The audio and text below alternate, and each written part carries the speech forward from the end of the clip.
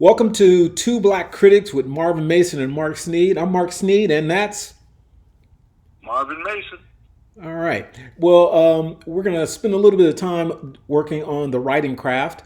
Marvin is a published writer as well as myself, and Marvin has published, I believe, a dozen books at this point, and has had some a modicum of success, and I like to be kind of conservative there, and No, I appreciate it. No, actually, success is like a nice word yeah, to my writing. Thank you. yeah, and I It's been hit and miss, man. Let's be fair about it. I'm like Kyle Schwarber, okay? It's hit and miss, okay, okay? and And he didn't get renewed. okay, all right, tell me when you're done. Okay. No, I'm good. I'm good. Go ahead. All right, because okay, and so today we're going to spend a little bit of time talking about um, black authors, and I was curious, Merv, if you have, oh, and I should say to the audience, I call Marvin Merv often because kind of like a high school nickname, but I've all we Yeah. shorten names all day long, so. We go way back there. But I was going to ask if you could think about who are your top five black authors, and I know you always consider you're thinking about contemporary stuff. I never box it, so it's up to you. If you want to talk about contemporary authors, that's fine. If you want to talk about authors that you've read that you enjoyed, because I, on the other side of this, I'll tell you mine. Well, I mean, it's funny because I don't go that far back. I mean, as far as you know, black authors, like I said, I think we had it on the show a while back. Mm-hmm. When we were coming up, I'll admit, I read Donald Goines in particular, and I was, fascinated. But I think it was more because of my age Mm-hmm. Mm-hmm. and reading the material. Mm-hmm. So, to say, I mean, I haven't gone back to this material since I've been at least in my 40s. Okay. So, it's been a long time since I've really digested him, but I know I was a fan. Mm-hmm. But I think it was more like, and I hate to classify it this way, but I think it was sort of like getting a copy of Playboy at the time. Mm-hmm. Okay? There was just something, taboo about it. Sure. Okay? Even though he was speaking about our times, the age that I was at, because I was 13 to 15 when I was reading this material. And, it was just how graphic it was at the time. And I Mm-hmm. loved it. Mm-hmm. So Donald Goines is always first and foremost as far as really one of my favorite authors. Period. Next to that, Walter Mosley, of course. Another Walter that we used to talk about quite often, Walter Dean Myers. Mm-hmm. I will admit, because I mean, when it first came on the scene, as explosive as it was, Terry McMillan. I loved Waiting to Excel. Okay. I can't really say so much about, when Stella got a groove back, but I love Waiting to Excel. I love the writing, and the passion that was behind it. I guess that's four. Yeah. Yeah, and, I will go contemporary because, it's funny because the independent world is really interesting. And I will go with Monica Walters, who to date has about 48 books out. Okay. Okay, and she just churns them out. But I can say this now: she covers, I'm going to say, Texas. It's not really urban product, okay, but it is black product with a Texas slang, okay. Mm-hmm. Mm-hmm. And that's all I can say. I mean, it's really interesting because her latest book is about, falling in love with a rodeo star, black rodeo star. I'm like, how many blacks write about, falling in love with, rodeo stars? And most of the time you don't even associate, and we've had this conversation, black cowboys. So that's what she's talking about, falling in love with a modern day black cowboy. Mm-hmm. And it's a fascinating story. Yeah, if anybody ever gets a chance, check out Monica Walters' product. She's tremendous. Okay. So that's it. That's my top five. Well, um, I think that one of the things I would say is, and I think that, I mean, most people think that and believe that the cowboy is, the quintessential American experience, right? And so it's a rite of passage for those who are, individual. So that kind of makes sense. Hmm. So, but in regard to for my five, I would say that I love science fiction, and the first time, well, not the first, but one of the best black science fiction writers I know is Octavia Butler, and Hmm. I when I was growing up, I think I liked Chester Himes a lot, and when I read him, I also found that Robert Beck or Iceberg Slim, bar none, because he's from Chicago, and so because of that, I just love that street detail of his writing that made a lot of sense to me. I think that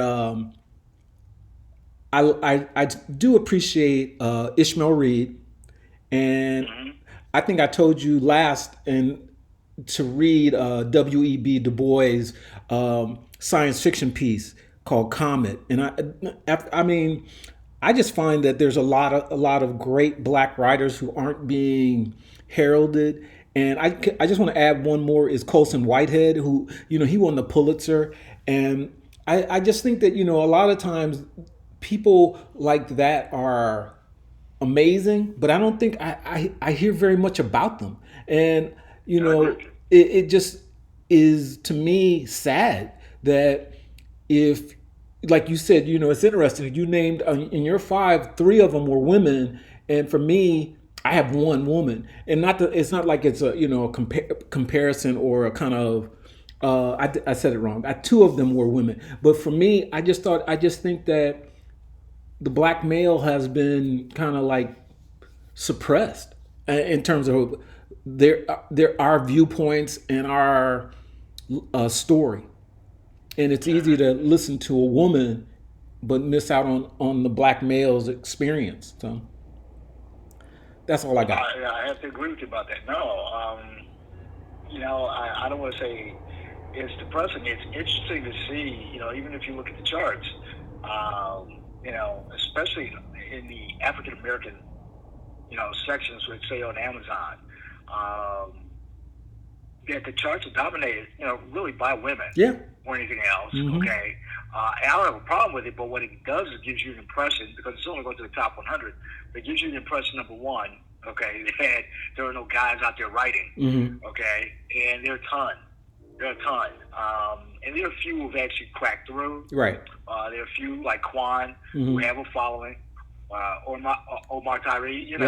who Mm-hmm. have a following. Mm-hmm. But at the same time, you know, they've limited their writing because they're writing now for the majors. And the Right. majors are telling them to push back. Sort of like the whole Prince thing. When Prince said, "Dude, I'm ready to release an album every month," Right. they're like, "No, No. we don't Mm-hmm. have expenses to throw at you like that." Mm-hmm. So they're sort of suppressed, and you don't get a chance to see somebody telling your story out there on a Right. more consistent basis, although you know they're out there. Mm-hmm. I think that's the most awkward part. So you see your story told through somebody else's eyes, or their side of the story, and them trying to tell your side of the story. And Mm-hmm. it can be awkward at times, and believe me, as somebody who's even attempted to do that, where you're writing in two characters, it's man, the psychology behind it is baffling. Yeah. Well, I and don't I fault think the that we've women had this who do conversation it. before. That I think that the hardest part, and this ties into the craft of writing, that when you have editors or beta readers or people who read them, and their impression is that a man wouldn't talk about this, and I'm like, what? I know men, and I know what men talk about, and Yeah, pretty much.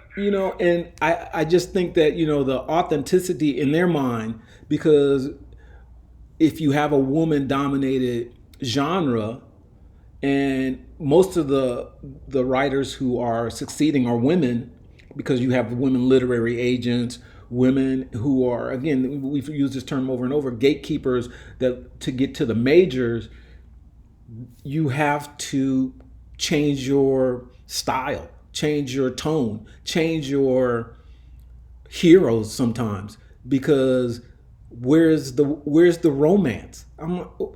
Does a story have to have romance in every story? I mean, I think there should be tension, but I don't know if it's has to be romantic attention, if that makes any sense. So, Mhm. but let's. I think we're getting a little far afield. Let's get back on track because I wanted to ask a question. One of the things that we do in this is we script this out a little bit so that we don't get too far afield. And you had mentioned this, and you talked about Quan, and I'm curious, what is your definition? What defines urban versus contemporary fiction? Because I always press up against that, and I never understand, and I just find it baffling. And I know you have a better kind of sense of it, but I'm just curious. All right. Well, I can honestly say this as somebody who thought he did. Okay. If you may recall during the summer we had this conversation about Playdate, Mm-hmm. which is actually tagged as an urban thriller. Okay. Okay, an urban romantic thriller. Mm-hmm. And even though it got, I'm not gonna say rave, but decent reviews, what was interesting was to a review, it all stated from women, it's contemporary, it's not urban. Why did they call it urban? Mm. And Wow. you're going, that's interesting. Mm-hmm. And so now you have to ask yourself, what's the definition of urban, even to the urban reader? Right. I'm curious. Okay, because and that's the most baffling part. So you, if, from my standpoint, even interstate, personally, I would call it an urban thriller. Mm-hmm. And I wound up staying away from that term, right? Because the next thing I knew, and the feedback did come out there, well, one, they're not in an urban setting, Mm-hmm. okay? So now I'm not in the hood, okay? So I have two black characters from So is the an urban setting then is dwelling. the setting the determinant of what urban is? Uh, Pretty much, seriously, it's almost like if you put that person in the city, it's Mm-hmm. about where you put them in the city. Mm-hmm. All right, the project I'm working on right now, I'm moving from the west side to the south side to the north side. Mm-hmm. Okay, because the final half takes place on the north side. That's gonna be a question. Oh Is wow. it an urban? It's an urban book now. Mm-hmm. It's still got urban characters. It's still got an urban theme. Okay, is it street lit? No, I'm not gonna classify it as street lit when it comes out. So I'm wait, not gonna so be foolish enough to do that. before you continue, okay, so urban might be just based on setting. I got that now. What would what would street lit be considered? Would that be like Iceberg Slim and Donald Goines? Anything that's happening like off the street, so like drug Yeah, dealing and absolutely. So, and that's why Quan will come up, but Omar Tyree wouldn't. yeah. Okay, Mm-hmm. he would never be street. Okay. As a matter of fact, because think about it. So, in a lot of cases, Omar Tyree will put himself in, say, a business world. Still black characters. Right. Okay, and Mm-hmm. it's sort of like if you watch the new version, the BET version of Boomerang. Mm-hmm. Okay, you can't really say, these are urban kids, Right. right? They're rich. Right. so so right away it's poo-pooed as far as them being urban, right? But they have contemporary problems, and it's still a black story. Right. Okay, so the key thing you can't take away from it is it's not that you're not writing a black story. It's about one, the setting, two, the dwelling. Okay. Okay, and they are different here because when I say the dwelling, I mean the people who are actually inhabiting the story. Right. I get it.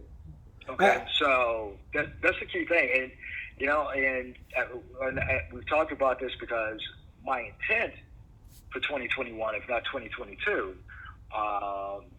is to attempt to write An, along that line. an I'm going to say urban more or a street urban. lit? Which one? Which one do you want to Yeah, that's do? the key thing. I wanted to find the urban story more so than the street lit. Okay. Okay, it'll be based off, some real characterizations, Okay. some real characters, No, I got you. and the tragic life that they have. Mm-hmm. But will it be street lit? I don't know. I don't know if I know you've read the book or you've seen the book. I don't know if you're familiar with the story of Yummy. Of what? Okay. Okay. I So didn't there hear what was you said. I didn't hear the name. if you my fault. If his name was Yummy, his street name was Yummy. Okay. Okay.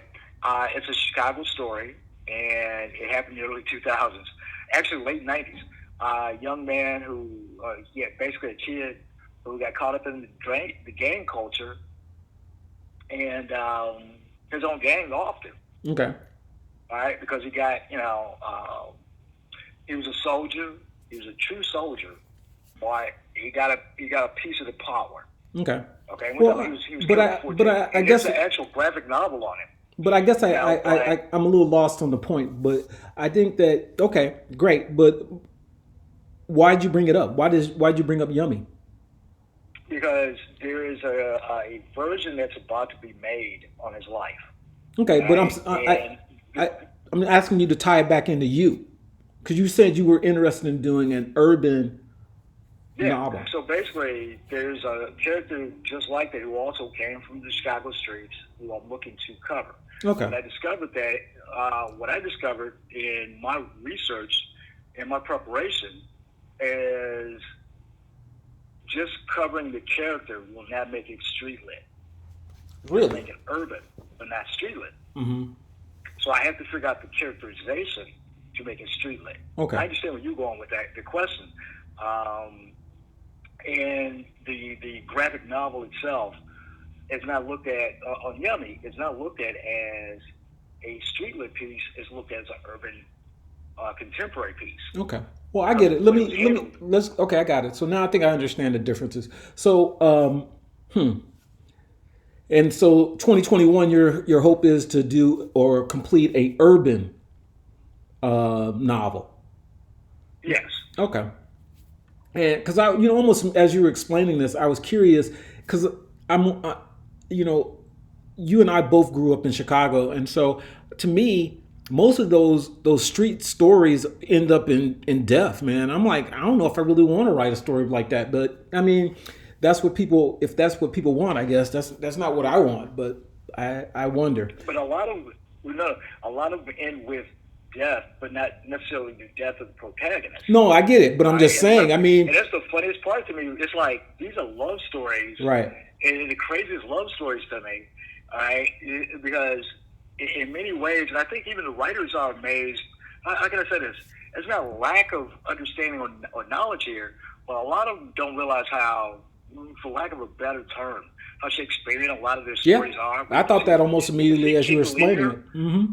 Yeah, you can see King Lear or you can see Mm-hmm. Hamlet in Mm-hmm. their stories, and they've Mm-hmm. never read them. Macbeth. Mm-hmm. Yeah, they've never read these stories. So you sit there going, "Oh my God, take me to the shore you can see," Sure. and it's like Sure. they have no clue to it. And it's not that they're ignorant. I'm not saying that. I'm not going to say they're not well read. It's that even in their mind, that's not where they're going. Right, because You'll the see situations are elements different. of, Right, I get it. Mm-hmm. dude. I mean, you'll see elements of Great Gatsby. Which is funny because in my upcoming novel, I actually bring that up. Okay. But you see, Well, let me. I got that. So I get the touches of concept. energy there. I get you. So let me ask this question. So this kind of leads us into the more profound kind of question, a thought question. Um, if you if you've read Shakespeare, what is your favorite Shakespearean play, and why? First, okay. First and foremost, I don't like Shakespeare. I took a whole class. I got a C in the class. I'll be honest with you. And I'll put it like this: I found that people's interpretations of his material, I've embraced more so. Mm-hmm. But I can never honestly tell you that from his writing. All right, because don't forget. Now, here's the craziest thing. If you remember this, we had a teacher named Miss Cronin and Mr. Stefano, two teachers. And we had to actually do the soliloquy to be or not to be. I don't know if you recall that. We had to actually memorize that. Mm-hmm. Okay? Of course. So we've been familiar with Shakespeare since 7th to 8th grade. Okay? I mean, I've read Shakespeare for years. And for some reason, I thought, okay, I've never broken through as far as having a true understanding of Shakespeare from Shakespeare's writings. So, when I got to Columbia College, I took a class. And I was nodding out. All right. Well, so I didn't embrace it. So there's nothing that you would suggest or recommend to others. Okay. not from his books, but if you want to say interpretations of his writing, theatrically, yeah, I got tons of suggestions for you. Okay, I'm I all really ears. do. I'm all ears. Starting off with Akira Kurosawa, and that name's gonna pop up a lot here. Akira Kurosawa's Throne of Blood. Which is King Lear. Akira exactly. Oh no no no, that's Hamlet. No, that's Macbeth. Wait, Throne of Blood is Throne of Macbeth. Blood. Wait. Ron is King. Oh yeah, you're right. Ron My is the fault. King You're Lear. right. You're right. I had to Ron think is about King him. Lear. Right. See, that's what I'm Right. saying. I could do this all day. Okay. Well, we're not gonna do it all day. We're just German. gonna do like I'm just two or saying. three. Well, I just did two of them. So um, Ron for sure, because that's King Lear. Okay. And Throne of but Blood. here's the thing about it. It's and Throne of Blood, which is once again Macbeth. Okay. Yeah, I remember that now Know, because I forgot the crazy lady. That's right. Yeah. yeah. So I keep forgetting because they kind of, I think about all the action. I always forget the. it's the whole thing. That's what I'm saying. The imagery, the Akira Kurosawa put God. Now we just turned into a Japanese show, but the imagery that's there. Yeah, the cinematography is amazing, unquestionably. It's gorgeous, and we're talking about even in black and white. You should Right. be going. Nobody watches black and white nowadays. Right. All right. Yeah. You know what? They should learn. Maybe that's how they will learn how to really make a film. If they shot everything in black and white and understood what a light's supposed to hit. And this stuff is gorgeous. And at that time, you start to connect. Yeah. You understand the soliloquies. Okay. You understand where Okay. you're coming from. So, well, and as you know, I'm an English major, and I have I have the Riverside edition of Shakespeare's, all of Shakespeare's plays, poems, and histories. So I am.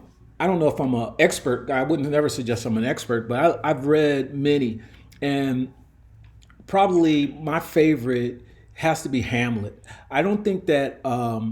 I was really surprised when I was, as I got older, that people, we were asked to read Romeo and Juliet, and I was like, I guess, but Hamlet is so wonderful, and I love the tragedies. I mean, I know Romeo and Juliet is a tragedy, but I think that Hamlet, Macbeth are probably my two favorites, and I do like Taming of the Shrew. I think those are like probably my four favorites. Then, so I'm not. That's it. So if I had a suggestion, those would be books or plays that I would suggest you watch or check out. Because if you get a chance, because I think that if you see it theatrically, it's interesting. It's more interesting. Well, yes, I totally agree. I mean, I sold a 3-hour version, a Russian version of Hamlet. Right? Like I said, I'm familiar with the material because, for the most part, to be able to extrapolate, what it is, I had to have some background in the material. Sure. Don't forget me. I had to put the sales numbers together for these projects. So I had background on it, but from its origin, I'm not gonna lie, I wasn't a fan. That's all right. You don't have to be a fan of everything, but the key thing is, I know the material because other people made me fans of theirs. Yeah, I got you. So let me ask you. No, I get it. So let's. We're about to wind this down because I was going to talk about and we talked about this pre-show, the obstacles that we as writers weren't prepared for. We figured that we'd write the book, we'd get it to the publisher, and it would be published. And both you and I have battled with this throughout, and I'm curious. We were talking about my situation presently, Nothing Simple or Easy, still not being published, even though it's at the publisher, and I'm right now waiting for my cover to be approved, and it was supposed to be approved on Monday. It's now Thursday, and I'm just curious. I know you were telling me about your situation too, about your upcoming novel. So can you elucidate a little bit on how you're trying to alleviate those problems that I'm facing? Yeah, actually, what is it? The cart before the horse. Okay, in my case, Yeah. and that's pretty much what it is. Okay, or as you want to call it, the chicken or the egg. It is, and it's funny because I took some of the information from you. Hmm. So the project I have coming up, I'm working out behind the scenes a full blown promotion. Hmm. Okay, and the first question was, what date would you like? And my suggestion initially was, how soon can we do this? Right. But in all Yeah, fairness, we know how this I mean, works. 'cause essentially, and I can't speak for you, but for me, and I do actually admit this, once I've actually typed it up and sent it out, all right, it's like fresh every time it comes back to me. Right. I mean, it's almost like I've never seen it before, even though I wrote it. Hmm. Okay, so and I mean, to the extent of 3 books ago, I can't tell you the characters were. I Hmm. mean, that's how Hmm. much I actually step away from the book. Hmm. So in this case, I'm like, okay, I'm vested in it, even though I'm working on another project and I've got another one lined up ready to go as well.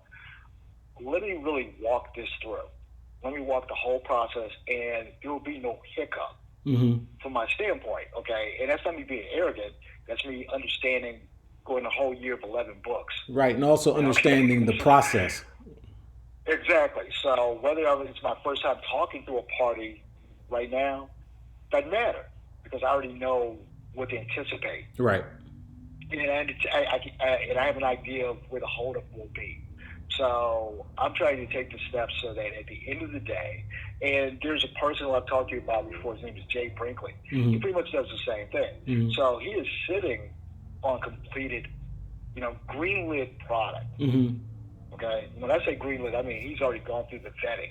I got you. Okay, it's just a matter of him now turning the switch on to say I'm ready to release it. Hmm. And that's the process I'm trying to go through. And I didn't realize how many weeks he actually put in there. Yeah. Uh, Well, I'm starting to he understand. I actually, think it seems like I said, I thought it was a kind of a simpler process, but man, the delays are always coming, and it's annoying. yeah, and it's funny because from even the process, and you believe me, the first day you told me it was being held up, I didn't start writing you about it. Did it come yet? Did it come yet? You're Because right. I know the aggravation. Hmm. Okay, and I look at it. I mean, our communication, we're always in communication with each other. I looked at it from the standpoint of if you haven't communicated to me that you're live, you're not live. Right. There's no reason you would hold it Right. back from me because we don't hold that information back from each other. Right. So, and I understood the frustration, and at the same time, it played into how I had to look at this. Hmm. And one of the key things, the gatekeepers. At Yeah. the end of the day, we believe I put the material out there, I built it, I've got all this, I got the sleeve, I've Yeah. got the cover, I've got, It, you know, nobody can hold me back. And then, hmm. damn, somebody holds you back. Right. My thing is, I'm going to go through the vetting, and as soon as I'm told it's good to go, you want it out tomorrow, it'll be nope, 6 weeks from now. There you All go. right? That's a smart move. I'm And, learning myself the same idea, man. From this point on, I'm going to have a bigger window, so I don't have someone slow this process down because it's maddening and I it. mean, absolutely. My entire editing, and I told you, February is my date. Hmm. But my entire editing process Hmm. is now. Right. Okay? Right. I've got 2 parties. Hmm. Okay? Um, when they turn the product over to me, then I will approach whoever I approach. Right. I got you. Right? I got you. Because there's no way, and see, because by the time I get it to them, the holidays will be done. Yeah. Well, let me So ask. Let don't me have ask that as this an again excuse. because I know you're pushing for the February, so that gives you a lot of leg room. So that's pretty good. I mean, I think that, huh? Maybe I should be thinking, 8 weeks out as opposed to a week out after I finish everything and done the editing and think everything is done. You go, okay, yeah, let's do it because and this kind of ties in, and I'm gonna this will be our last little bit. I don't know if you saw that Nora Roberts received some pushback from some Karen about, her name is really was Emily actually. No, Deborah, my fault. And she said that Not that Becky, huh? Okay. yeah, that Nora was supposed to, she needed to, she didn't really understand publishing, and that she needed to release more books sooner. And Nora Roberts, who is JD Robb, for those who don't know, she produces 4 books a year, and those books sell. Mhm. And it ties into what we're talking about, only in the sense that 4 books a year. That's pretty impressive for someone of her stature. And here you are doing 11 books, and me on my third. So I think that we have to figure out how to make this system work. And writing is never easy. It is not simple. It isn't just write it and then everything starts moving. There's a lot of moving parts, and that's all. Absolutely. That's all I wanted to say. Do you have anything else to? And well, because actually, like I said, in regards to the situation you have right now, Mhm. I would say it from my standpoint, and I don't think it's that different for you.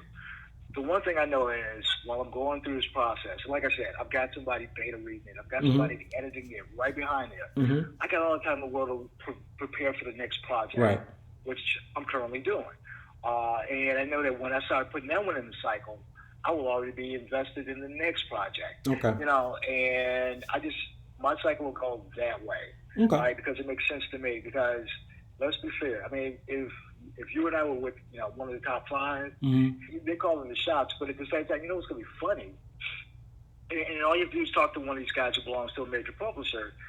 They themselves are still creating. Right. Okay, now it's just a waiting process.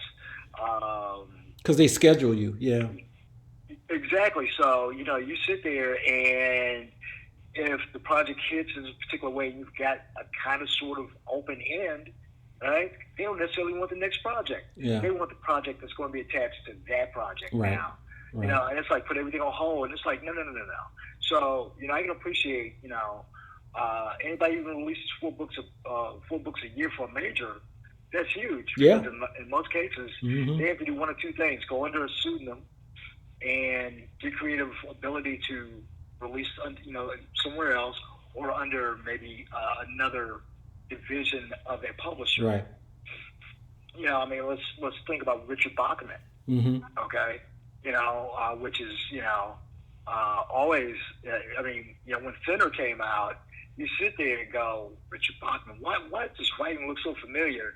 And then at the end of the day, you go, because it's Stephen King. What the Right. heck am I thinking about? Mhm. And you would notice that you had these series of books coming out between these 2 authors, Mhm. except that, Richard Bachman was like, I'm just getting this out of my system. Right. And the Stephen King stuff was the stuff that was really, had some passion behind it. Mhm. But, that's pretty much it. All right. I'm Well. put it like this. The horse is going to stay in front of the cart for as long as they can possibly make it. That's about the best way I can say it. And I know that's not totally feasible. Well, I'm not going to always like the outcome, but I think that we're in a position to maintain control. Yeah. Okay? Or Unquestionably. at least certain elements. And Mhm. the elements that we can control, I'm going to control. Okay. End of story. That's it. Well, I Now, want I'm hoping to. somebody will buy my book Yeah. just the same, Well, And as always, that's Don't forget. I know you have Blue Ivy on the hotline. She's gonna do your audio at some point. Don't forget that. yeah, she actually is. She's doing a reading right now for Expert Witness. I don't know what you're talking about. There we go. Well, thank you, Marvin, and thank you everyone for listening. This has been a crazy episode of Two Black Critics with Marvin Mason and Mark Sneed.